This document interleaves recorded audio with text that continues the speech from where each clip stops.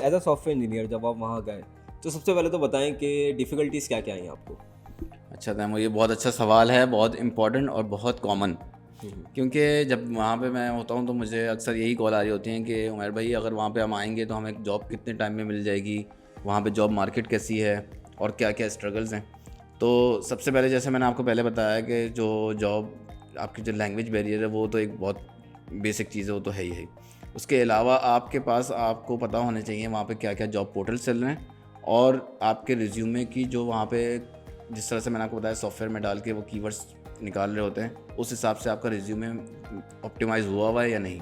तो वहाँ पे यूरोपास के नाम से एक चलता है सॉफ्टवेयर जो कि वो आपको पूरा ऑप्टिमाइज़ करके आपका सीवी जो है वो रिज्यूमे क्रिएट करता है। उस हिसाब से आप जो है ना फिर आप जॉब पोर्टल्स में अपनी अप्लाई करते हैं।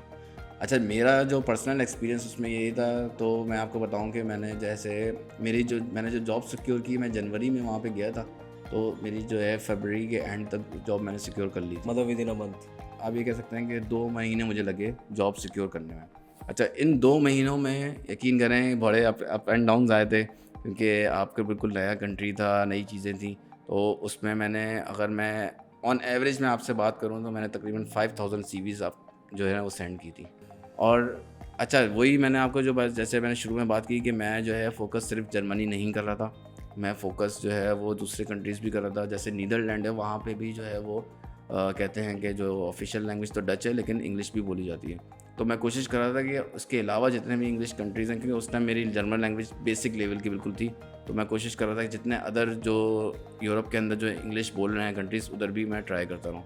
तो मैं हर जगह ट्राई कर रहा था, जितनी भी वहाँ पे जो है जॉब एक्सपोज होती थी, मतलब वहाँ पे फेस्टिवल लगते थे कि भाई सारी कंपनीज़ जो हैं वो, जिस तरह हमारे यहाँ पे एक्सपो सेंटर पे सारी कंपनीज़ आती हैं, इस तरह वहाँ पे जितनी भी एग्जीबिशन होती थी तो उसमें मैं कोशिश करता था कि जाऊँ और जो है ना उसके अंदर कोशिश करूँ कि हर जगह से कुछ ना कुछ अपना इनपुट लूँ और उस हिसाब से अपनी सीवी को तैयार करके दोबारा वहाँ पे फिर अप्लाई करूँ। और दूसरा मैं एक बहुत इंपॉर्टेंट काम मैं वहाँ पे ये करता था, जो कि मुझे लगता है कि जिसकी वजह से मुझे जो है ना बहुत हेल्प मिली, वो ये थी कि वहाँ पे ऑनलाइन आपके, क्योंकि कोरोना उस टाइम आया नहीं था, तो मीटअप बहुत सारे होते थे। तो मैं वेब डेवलपमेंट के जितने भी मीटअप्स होते थे मैं उसके अंदर जाता था। भले मेरी वहाँ पे कोई जान पहचान नहीं होती थी, लेकिन मैं जाता था और वहाँ पे जाके अपनी नेटवर्किंग कोशिश करता था स्ट्रॉन्ग करूँ। और जहाँ मुझे लगता था कि हाँ यार, इस सीईओ या कोई भी आपके अच्छे लेवल का बंदा है, उससे मेरी अच्छी बातचीत हो गई है, तो फिर मैं उसको जो अपनी रिज्यूमे भी फॉरवर्ड करता था। फिर वो अगर जैसे उस रिज्यूमे में अगर कोई मसला होता था, वो मुझे बताता था भाई इस रिज्यूमे में ये चीज़ें हैं जिसको हटाओ, ये चीज़ डालो, और इस तरह से अपनी सीवी को जो है वो ऑप्टिमाइज़ करो। और सिर्फ पाकिस्तानी नहीं, मैं जो है वो इंडियन और बांग्लादेशी और जितने भी थे उनसे भी हेल्प लेता था। और यकीन करें वहाँ जाके हम लोगों का कोई भी ऐसा नहीं होता कि भाई पाकिस्तान इंडिया जो है वो हमारे यहाँ पे हम सोच रहे होते हैं हमारा हाँ, दुश्मन है, वहाँ पे ऐसा लेकिन कुछ बाहर नहीं जाते हैं तो सब एक ही होते हैं, हम इवन ढूंढ रहे दुबई होते में भी हैं। नहीं है, मिडिल ईस्ट में भी बिल्कुल। ये चक्कर नहीं। तो हम लोग वहाँ पे एक्चुअली ढूंढ रहे होते हैं कि ब्राउन स्किन कोई दिखे तो हम जो है उससे ज़रा उर्दू में बात करें, हिंदी में बात करें, और जो है वो यकीन करें वहाँ पे जो है ना सब एक दूसरे की बड़ी हेल्प कर रहे होते हैं और बड़े हेल्पफुल होते हैं। तो स्टार्टिंग में बहुत मुश्किल होती है, क्योंकि अब मैं आपको बता रहा हूँ, मैं सिर्फ इस वजह से गया था कि मुझे वहाँ पे ग्राउंड सपोर्ट थी।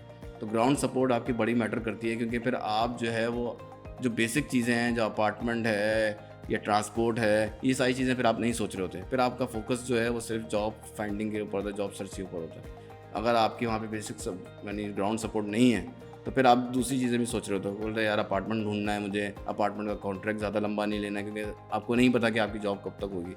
और उसके हिसाब से फिर आप जो है वो ट्रांसपोर्ट भी देख रहे होते हो कि ट्रांसपोर्ट का भी एक अलग एक्सपेंस है। बहुत अच्छा ट्रांसपोर्ट सिस्टम है वहाँ पे, लेकिन एक्सपेंस है वो भी एक, जिसको आपको काउंट करना पड़ता है अपने बजट के अंदर। तो ये सारी चीज़ें जो हैं ये बहुत इंपॉर्टेंट है, लेकिन बहुत कॉमन भी है।